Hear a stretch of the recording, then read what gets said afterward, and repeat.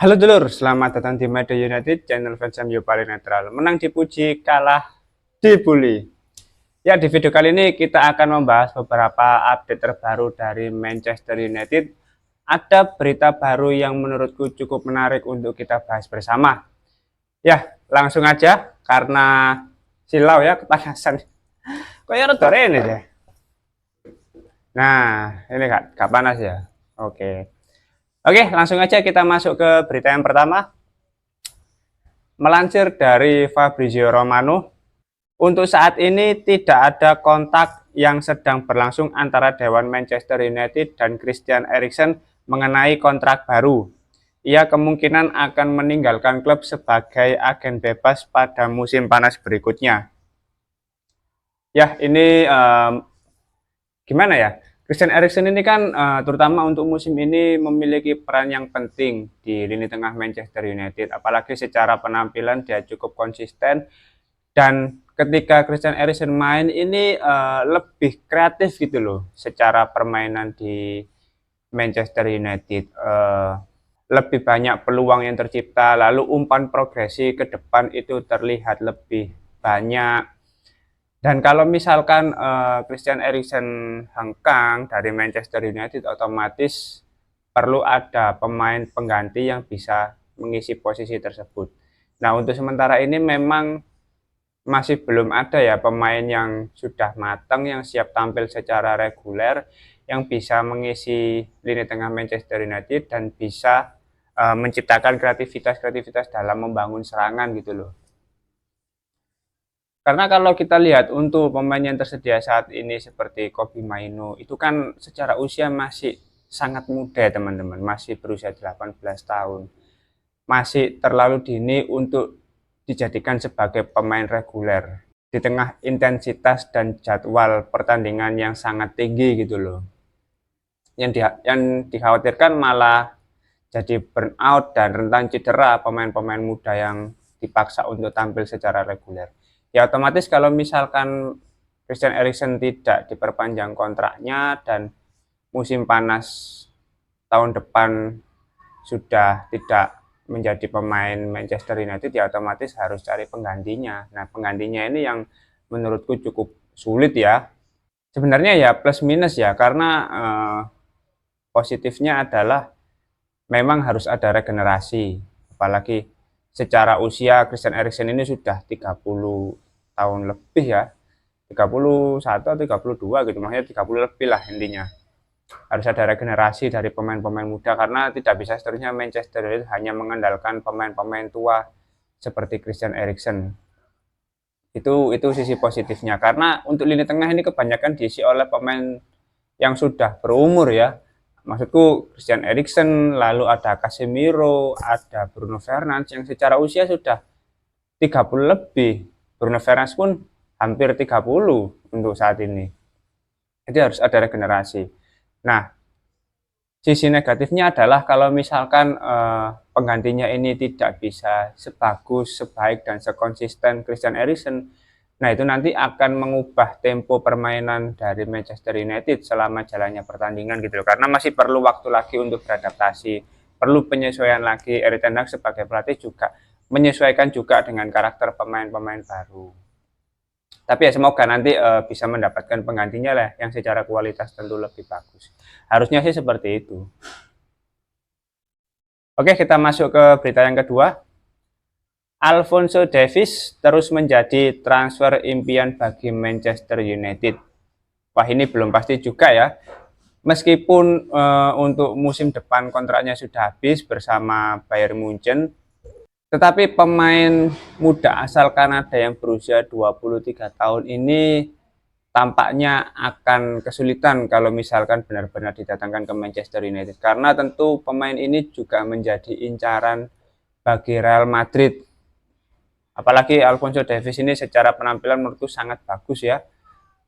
Dan Manchester United mengapa sangat membutuhkan pemain ini karena ya pemain yang berposisi sebagai bek kiri di Manchester United ini rentan cedera dan tidak bisa diharapkan bisa tampil reguler.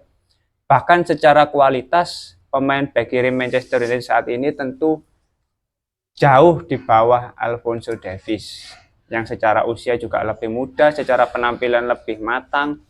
Bahkan di musim lalu dia juga memberikan beberapa kontribusi gol dan assist bagi Bayern Munchen. Nah, jadi pemain-pemain seperti ini yang sebetulnya sangat dibutuhkan memang untuk Manchester United untuk proyek jangka panjang, untuk apa ya, untuk mengisi kekosongan di bek kiri terutama.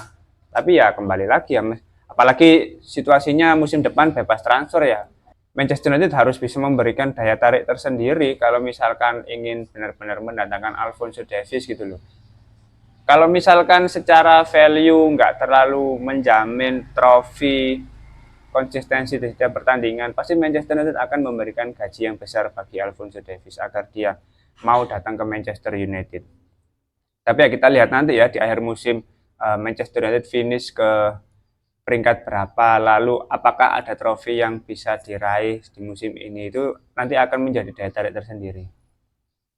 Maka dari itu, penampilan yang konsisten itu sangat penting bagi Manchester United mulai saat ini dan pertandingan-pertandingan berikutnya sampai akhir musim ya, agar bisa mendatangkan pemain-pemain hebat seperti ini. Kita lanjut ke berita berikutnya.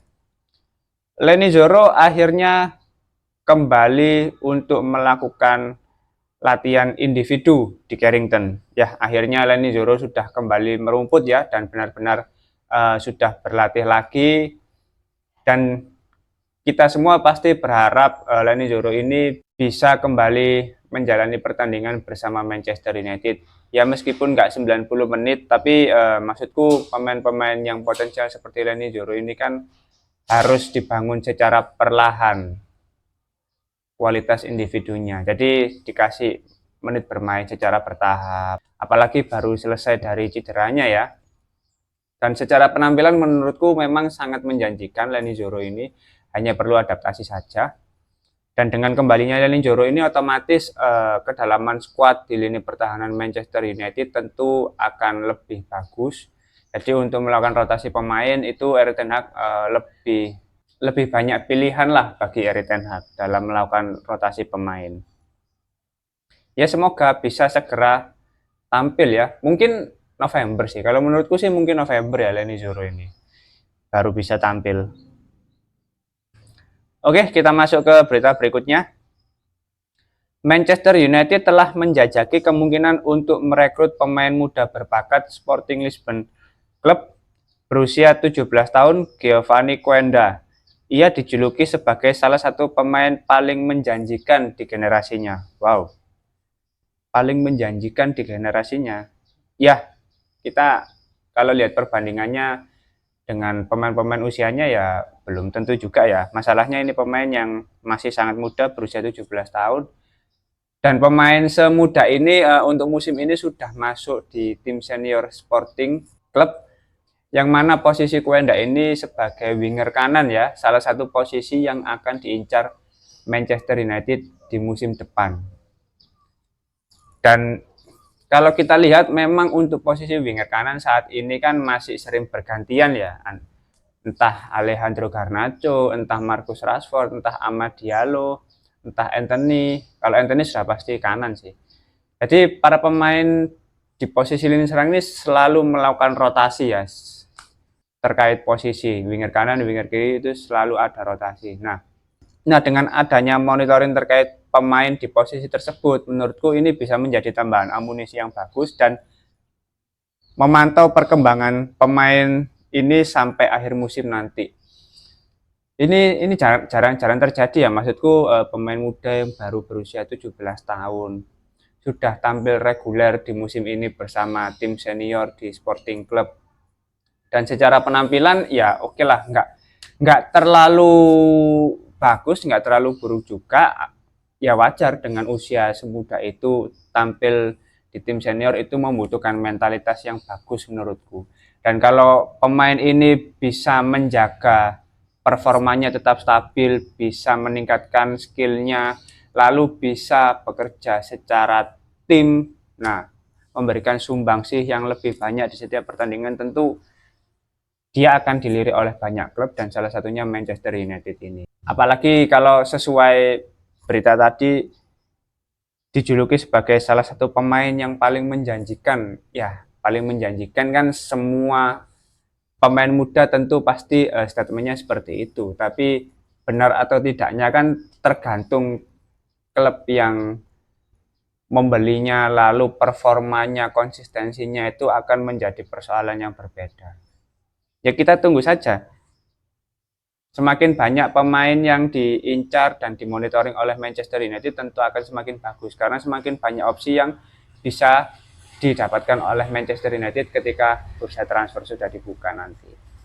Kita masuk ke berita berikutnya. Manchester United sudah membuat rencana untuk melarang penggemar Rangers memasuki area kandang Old Trafford meskipun pertandingan Battle of Britain baru akan berlangsung 3 bulan lagi. Wow, ada apa ini?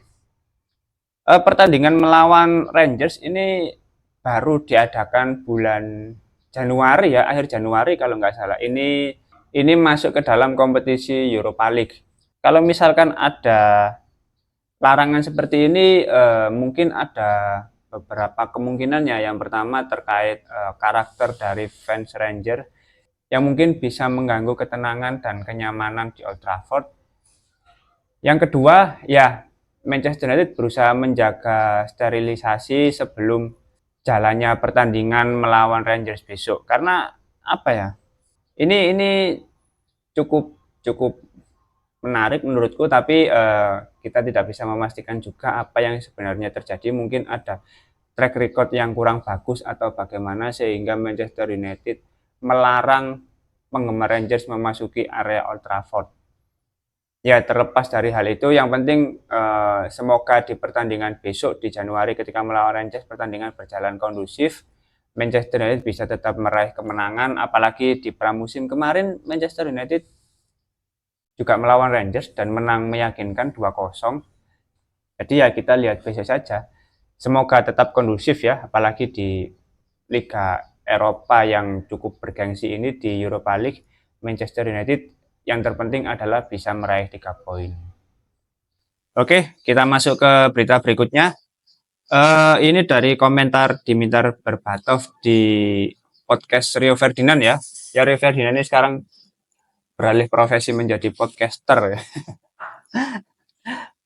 Dia mengatakan, saya pikir sebagai penyerang, dia menyampaikan komentarnya terkait Rasmus Højlund. Menurutnya, sebagai seorang penyerang, dia harus lebih banyak menuntut dan berdebat. Tidak bersikap baik dan hanya menekan pemain di sekitarnya, seperti memberi saya bola, meminta bola, maupun ketika bola tidak datang. Karena saya melihat dia berlari di belakang pertahanan dan tidak ada seorang pun yang melihatnya. Ya mungkin ini bisa jadi kritikan bagi para pemain di lini serang Manchester United bahwasanya dari musim lalu memang Rasmus Højlund ini sangat kurang suplai bola terhadapnya. Bahkan beberapa gol yang tercipta itu berkat dari usahanya sendiri dalam menciptakan peluang, dalam memperoleh bola. Kalau menurutku ya memang beberapa pertandingan winger Manchester United ini sedikit maruk, secara ego juga cukup tinggi. Akhirnya Rasmus Højlund juga kekurangan suplai bola. Tapi kembali lagi ya teman-teman, terkadang bola tidak disuplai kepada striker itu karena ada kemungkinan lain. Bisa jadi beberapa kali para rekan Rasmus Højlund ini seperti Alejandro Garnacho, Bruno Fernandes, Marcus Rashford itu sudah berusaha memberikan suplai bola, tapi Rasmus Højlund tidak bisa memaksimalkan peluang yang ada, dan itu memang sering terjadi. Akhirnya ya para winger ini lebih memilih untuk melakukan shoot gitu loh, daripada memberikan umpan kepada Rasmus Højlund. Ya masih plus minus lah, apalagi Højlund ini secara usia masih muda, dan para lini serang Manchester United ini masih mayoritas juga masih muda, apalagi Alejandro Garnacho, Amad Diallo. Itu kan secara usia masih muda, secara performa tentu masih naik turun gitu loh. Tapi kalau kita lihat secara performa di musim ini, melihat Rasmus Højlund yang baru selesai dari cederanya, ya harapannya dia bisa tampil lebih bagus lagi lah, tampil lebih konsisten dan lebih produktif dalam mencetak gol. Ya kembali lagi dari rekan setimnya nanti seperti apa, terutama di lini serang United ya. Oke, kita masuk ke berita yang terakhir. Harry Amas akan berada di bangku cadangan untuk pertandingan melawan Fenerbahce pada hari Kamis. Erik ten Hag akhirnya memutuskan untuk memberikan bek muda itu peluang di dalam pertandingan besok. Amas dinilai tinggi di kalangan pemain muda dan sekarang akan mendapatkan kesempatannya. Wah, ini menarik ya.